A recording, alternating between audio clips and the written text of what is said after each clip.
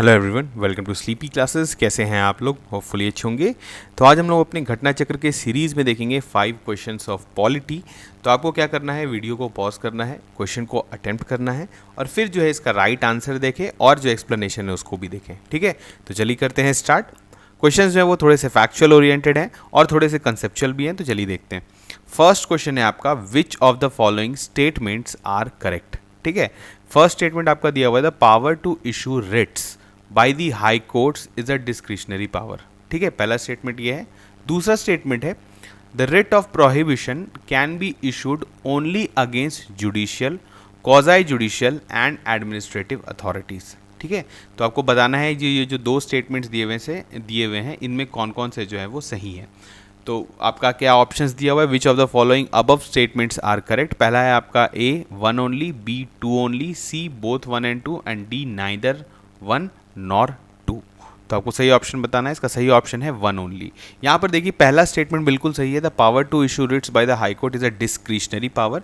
आपको पता है जो रिट ज्यूरिसडिक्शन होता है अंडर आर्टिकल 32 जो होता है वो सुप्रीम कोर्ट के लिए होता है और आर्टिकल 226 जो है उसके अंडर जो है वो हाई कोर्ट को पावर मिला हुआ है। लेकिन यहाँ पर देखिए जो रिट जो है सुप्रीम कोर्ट का, that is a matter of right, क्योंकि आपको पता है फंडामेंटल राइट के अंदर आर्टिकल 32 आता है और उसमें जो है आपको जो सिटीजन्स हैं वो जाके डायरेक्टली कोर्ट में गुहार लगा सकते हैं सुप्रीम कोर्ट में कि अगर उनका राइट वायलेट हुआ है तो उस केस में जो है वो सुप्रीम कोर्ट जो है वो रिट इशू करे। वहीं जबकि अगर आप अगर हाई कोर्ट की बात करें तो हाई कोर्ट के केस में जो है ये एक डिस्क्रिशनरी है। बेसिकली हाई कोर्ट को अगर मन करेगा और उसको लगेगा कि नहीं यहाँ पर रिट इशू होना चाहिए तभी वो करेगी, पर citizens as a matter of right इसको क्लेम नहीं कर सकते। ठीक है, उसके बाद दूसरी क्या बात है कि इसको अगर हम थोड़ा सा और डिस्कस कर लेते हैं, आगे जो क्वेश्चन है उसको भी देखेंगे।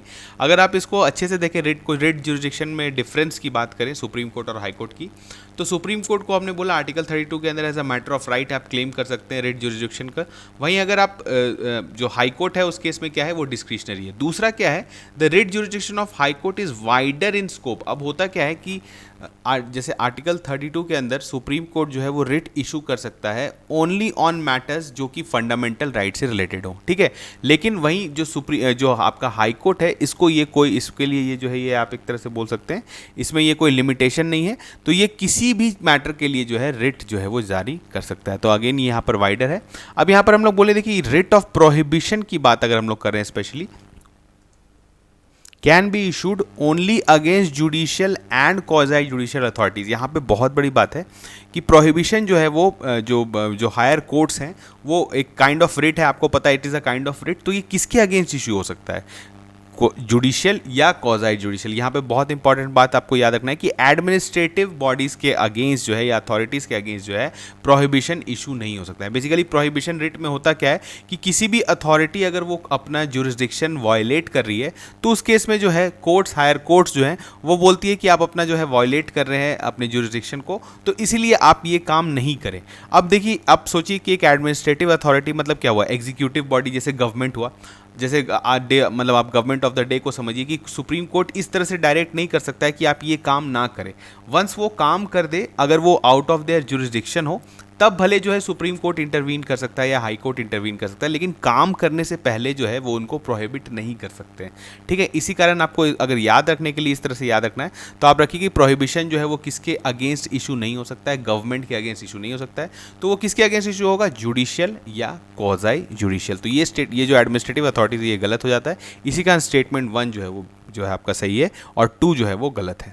ठीक है, चलिए देखते हैं next question. Which kind of liberty does preamble of Constitution of India not explicitly mention? यहाँ पे देखिए जो है कौन सा जो है इसमें से जो दिया हुआ है ऑप्शंस, इसमें से जो है नॉट एक्सप्लिसिट मतलब वो डायरेक्टली लिखा हुआ नहीं है आपके प्रीएम्बल में। ठीक है, तो आपका पहला क्या है, थॉट, लिबर्टी से रिलेटेड। ठीक है, लिबर्टी जो है आपको क्या क्या चीज़ का जो है एक्सप्लिसिटली मैंशनड है प्रीएम्बल में, आपको ये पता होगा। तो इसमें से बताना है कि कौन जो है वो एक्सप्लिसिटली मैंशनड नहीं है। पहला है आपका थॉट, दूसरा है फेथ, तीसरा है प्रैक्टिस और चौथा है वर्शिप।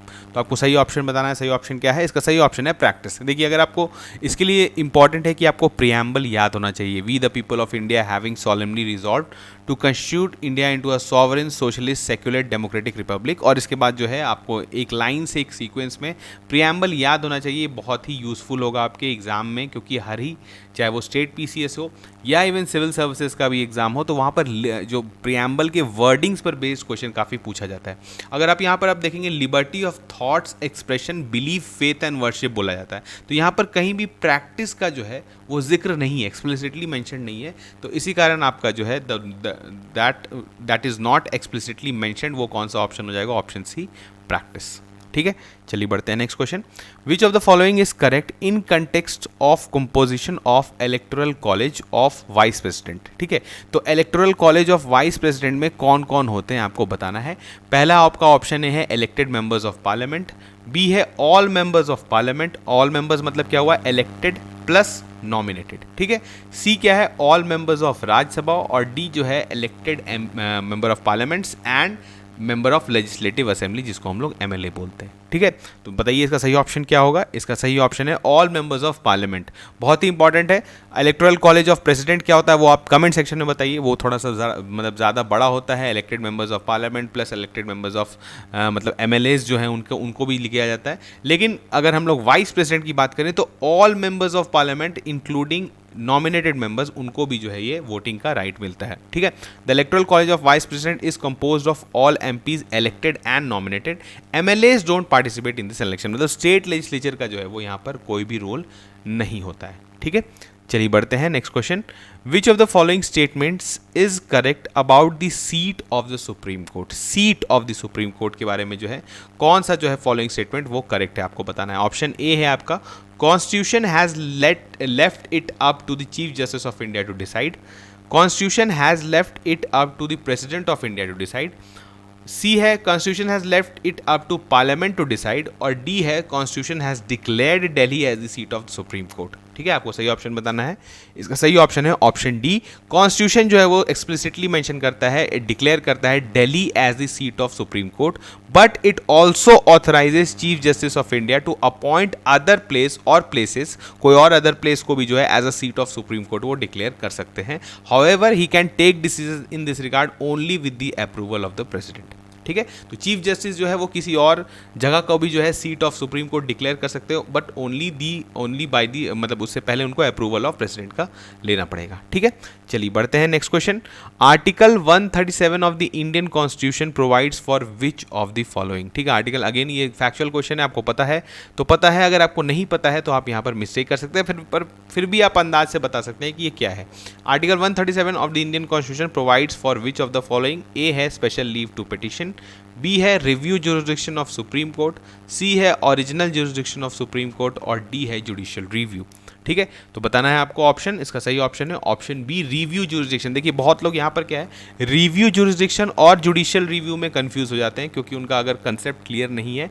तो जुडिशियल रिव्यू बेसिकली आपको क्या है कि कोई भी लॉ अगर पार्लियामेंट फॉलो मतलब अगर उसको जो है पास करती है, तो अगर वो इन्फ्रिंजमेंट होता है उसका फंडामेंटल राइट का, तो उस केस में जो है सुप्रीम कोर्ट या हायर कोर्ट्स जो है उसको रिव्यू कर सकती है। ठीक है, उसको रिव्यू कर सकती है, उसका जुडिशियल रिव्यू कर सकती है, तो उसको हम लोग जेआर बोलते हैं। लेकिन रिव्यू जुरिस्डिक्शन क्या होता है? रिव्यू जुरिस्डिक्शन इस जुरिस्डिक्शन की जिसके अंदर हम लोग देख लेते हैं स्टेटमेंट क्या है। Article 137 of the constitution of India 1950 provide that subject to provision of any law and rules made under article 145 the supreme court has the power to review any judgment pronounced or order made by it. मतलब क्या है, supreme court को ये power मिलता है under article 137 कि वो किसी भी डिसीजन जो वो पहले दे चुकी है उसको वो खुद से बदल सकती है। ठीक है, वो खुद से मतलब वो जो उसको रिव्यू करेगी और लगेगा कि नहीं ये मतलब टाइम के साथ जो है इसमें कुछ चेंज का ज़रूरत है, तो अर्लियर जो वो जजमेंट दी थी उसको वो रिव्यू करके बदल सकती है। तो इसको बोलते हैं रिव्यू जुरिस्डिक्शन। ठीक है, अब यहाँ पर अगर इसको लीगल पार्लेंस में देखें तो review in legal parlance connotes a judicial re examination of the case. मतलब जो अर्लियर जो था, जो डिसीजन हुआ था, उसको फिर से री एग्जामिन करेंगे, और अगर उसमें कहीं से कोई एरर हो गया था या उसमें कुछ ज़रूरत है कि मतलब जैसे वहाँ पर अगर prevent the gross miscarriage of justice का भी हो गया हो, तो उस केस में जो है वो रिव्यू करना जो है वो सही रहता है। ठीक है, और ये किसको पावर मिला है? Review jurisdiction of supreme court under article 137। ठीक है, तो यहाँ पर 5 क्वेश्चन था जिसको हमने कवर किया।